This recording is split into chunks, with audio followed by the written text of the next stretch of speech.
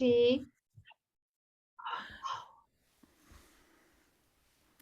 Hi. Good morning. Good morning. 364, sis. 364. Lesson 364. So this is the second last lesson, workbook lesson. Is it? Yes. Yes, it Is is. it? Okay.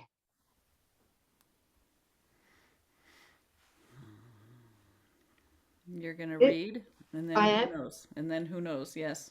Okay. This holy instant would I give to you.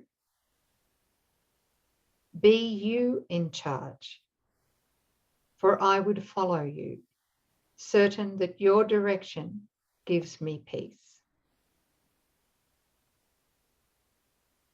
This holy instant would I give to you. Be you in charge, for I would follow you, certain that your direction gives me peace.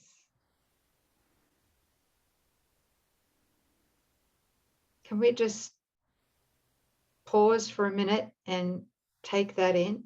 Yes. Close our eyes.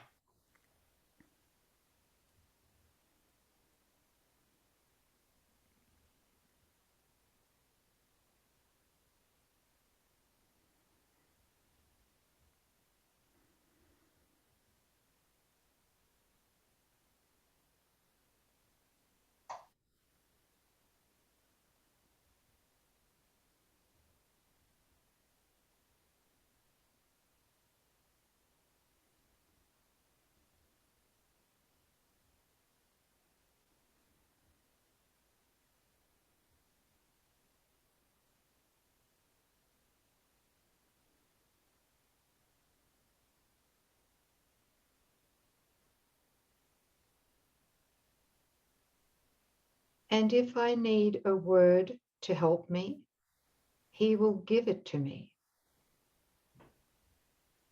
If I need a thought, that will he also give.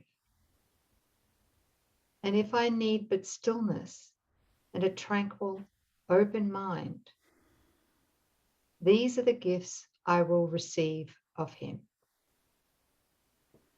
He is in charge by my request, and he will hear and answer me, because he speaks for God, my Father, and his Holy Son.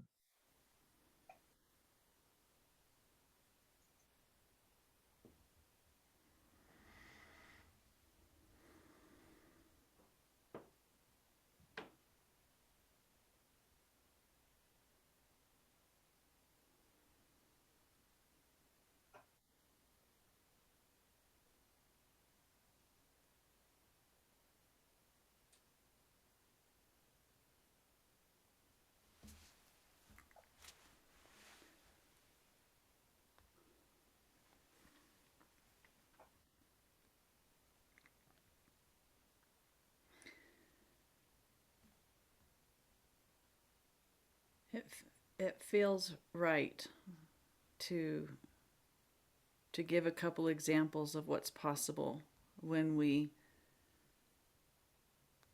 get out of the way completely.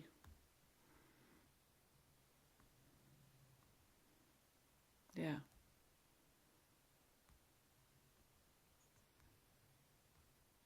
Yeah. Do you want to start, sis? I'll try. You're speaking about miracles, right? Yeah. Yeah. I want them to know what this will result in. Okay. Well, I might share one of the hundreds of miracles I've experienced, which was, to me back then, seemed to be in the ego's hierarchy of illusions, it seemed to be an illusion that was probably going to be one of the most difficult, apart from overcoming death. That was in my confused mind, right? Mm-hmm. Mm-hmm. Yeah. And so it was in 2012, and I was going through a particularly difficult phase of undoing or deconstruction of the ego. Yeah. And at that point, I was guided very, very strongly to leave my home and go on a sabbatical for a few months. And, you know, I put put the word out there. Anybody in North America, would you know where I could go? Anyway, the answer was Sedona in Arizona. Mm-hmm. So I packed up my little car at the time and took off. And what I was guided to do was to temporarily rent a little house outside of Sedona. And the landlady lived across the street from the house I rented. Yeah. And I wasn't on any kind of income at the time. And I couldn't depend on anyone else apart from myself. So it was very tight financially. Mm-hmm. And I was able to pay the first month's rent. But when it came, I think, to the second month's rent and the third month's rent, I saw that I was getting very low on finances. And yet I was bewildered because I thought, well, I'm doing my work. I'm fulfilling my function here. I was writing the first volume of the End of Death trilogy at the time. So I thought, my God, okay. I had to pay 2 months' rent in advance to the landlady there. And I realized that I didn't have enough money to cover it. It was $1,200 for 2 months' rent. Mm. I knew I had $921, I think, in my account. That was it. So I thought, look, I'll brave it.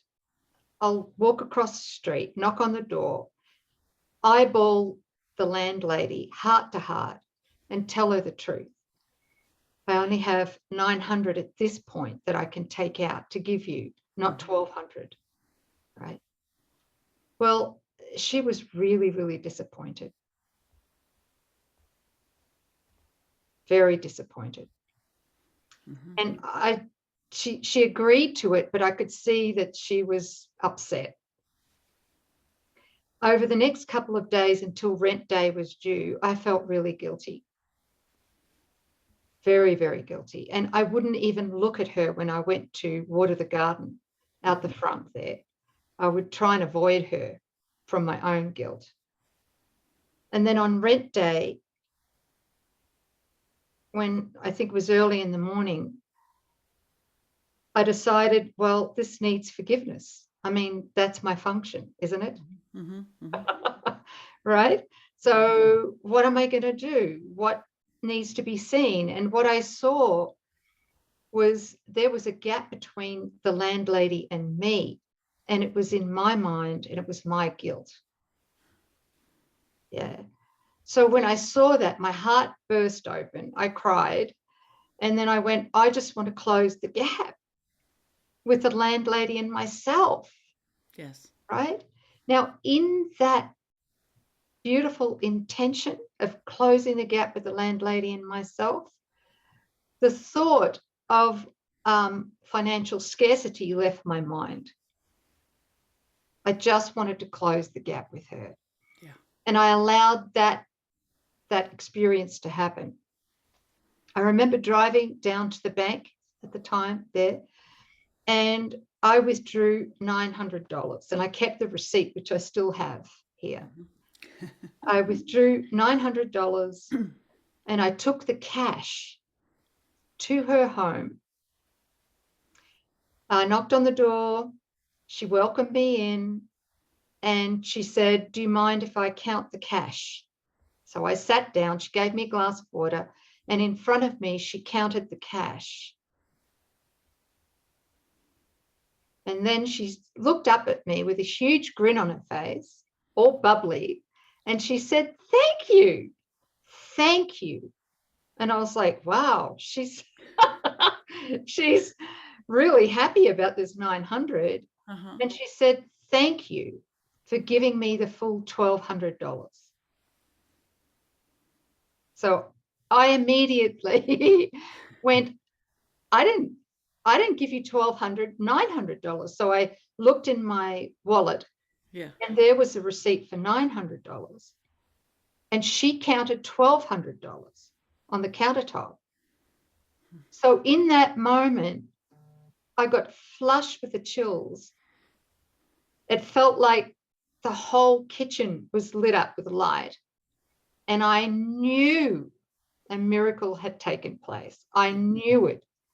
And I just cried. And I knew that the reason that happened was because I desired more than anything to close the gap with the landlady. And it was in that desire for only love and to extend only love, to see my sister's needs as not apart from my own, that of course he fulfilled it at the form level. Gap diagram. Close the gap. And what did you experience when you wanted to close the gap? Abundance. Abundance. Abundance. That's it. That's it. That one. That was beautiful. Stay with me forever. Thank you, sis. Thank you, everyone, for letting me share that. That was such a miracle. Yeah. So that is a beautiful example of what occurs when you close the gap with a brother, right? Yeah. So I was just asking, because the one that I am going to share is what happens when you close the gap with God. So I'll make this pretty quick. I was studying for the bar examination in California to become a lawyer. That's where you study for 6 months to take a 3-day test. And they only offer it twice a year. So it's a pretty big deal. And I had studied, and it was coming up close to the time to take the exam. At the time, I was renting a room in a house it was owned by a family with kids. And everybody in that house, along with the kids, came down with a terrible case of the flu. And every one of them was incapacitated for well over a week. I had 3 days. Like on the 3rd day was when I had to drive down to this location to take the exam. And I woke up in the middle of the night feeling so sick that I had to crawl on the floor. I couldn't even walk. Crawl to the floor to the bathroom. And as I'm gripping the toilet seat, these thoughts, it'll take longer to say it than it took for it to flash through my mind, but I've studied for 6 months. Everything that I have rides on this. I've got to take this exam. I can't miss this exam. And this flu is going to take me out for well over a week. And there's nothing that I can do about it. I felt so helpless and such despair and complete hopelessness. It was like, so from the depths of my being, I just went, I knew God in that moment. God was the only answer, the only solution. Nothing in the dream was going to deliver me from that scenario. And I needed to be delivered from that scenario. And so it was the prayer of the soul. 3 simple words. God, help me. I was completely open, completely out of the way. And in that moment, it was like when your feet tingle or your feet fall asleep or something. It started in my feet. and it was like a hand just drew something up and out of me. It just felt something was rising up out of the top of my head. And I heard the most authoritative, but so kind and so gentle voice say, "Get up and go back to bed." Just like your parent would say it, you know. And I stood up, I went back to bed. I don't even remember falling back to sleep. I woke up the next morning 100%. And I went on to take the test. And you succeeded, right? Yes. High fives. High five. But the thing was, and I refer it back to it now as my no plan B prayer. When in a moment we turn to God without any thought that we can do anything to save ourselves, any thought that there's something other than the power of God, and the prayer is completely just to God, that was opening. It was a total forgiveness of the idea of Coreen that could do anything herself, and a complete availing of myself to God. And in that moment, God governed the whole situation. And the miracle occurred, the correction was, and what everybody would say, oh, that flu was really bad and it swept through the neighborhood and everybody had it and God, wasn't it awful, was nothing but a blip on the screen that was taken in an instant. So that's available because it was nothing but a thought. Yeah. And Thanks. you went, I love that. No plan B prayer. Yeah. God's all powerful. God fills all space. God's the only creator. This is God's show, God's kingdom. And what is his will for us? Perfection, holiness, life eternal. To express him, that's what God's will is. That we were created by him to express him. That's how he knows himself, through his son. And when we think that we're mythical me, when we try to have a will apart from God, we sever the communication from God to us. When we think we're different or separate from our brother, we separate communication. And all of this is just a way to defiantly say God's not going to have his way, not his will, but our will. But when we lean in and join with our brothers, that's the first link, and we link up with God, that completes creation. I am one with my brother. I in you, you in me, we in him. That's accepting atonement, not a private, I'm accepting my oneness with God. It has to be all inclusive to give God back his kingdom. That means I am one with creation. I'm one with every brother. There isn't a single brother that I would omit. And we are one in God. Now the impulse can move again. Now the miracles flow. Now creation, as in heaven, so on earth, comes through. And we just behold incredible things that the ego says cannot be done. But all it took was somebody to connect the parts back.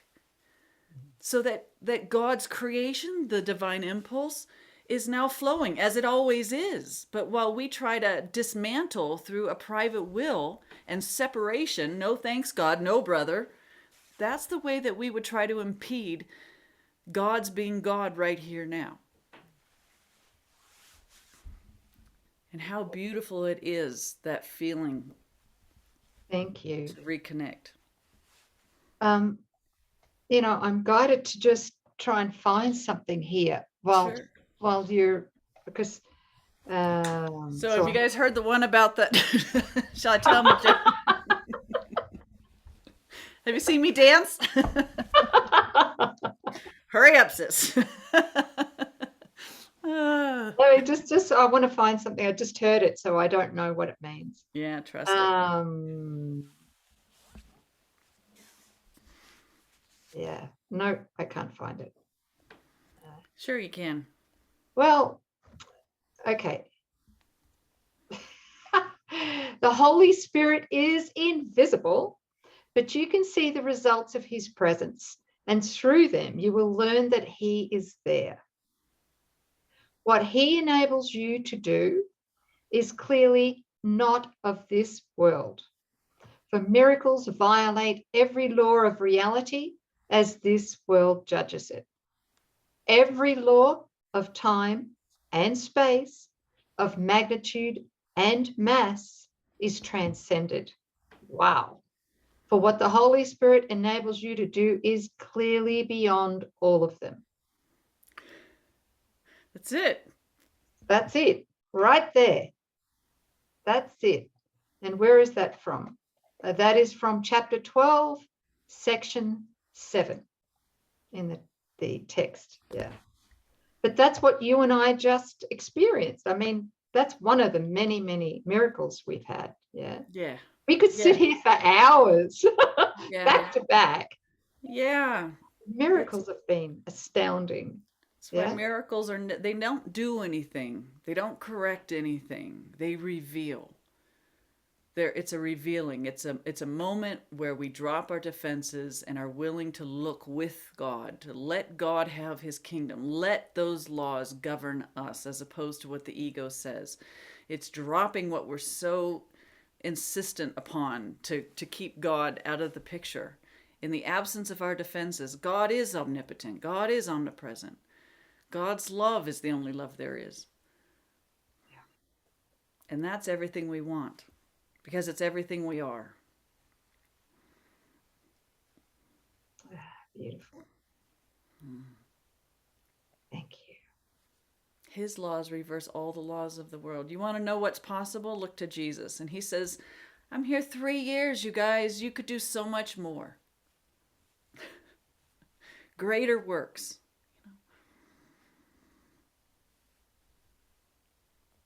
Accept your holiness. Accept your holiness. Yeah, thanks. Beautiful. I got the word ballast. I think you're a ballast, sis.